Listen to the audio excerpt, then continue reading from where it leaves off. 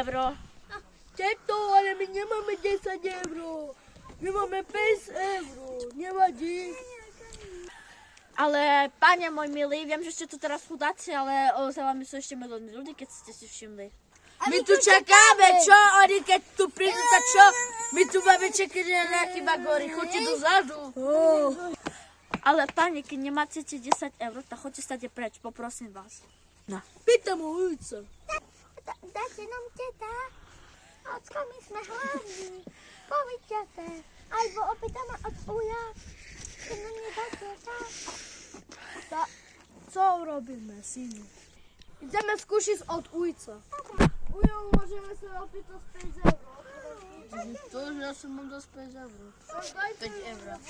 Ujo, dajte 5 eur. Mám tu synu. Ale prestaňte mi tu žobre, ja som prišiel do obchodu a nerozdávať peniaze. Páne, dajte. Choďte preč! Sme hladní. Choďte preč! Mňa to nezajíma, že ste hladné. A čo?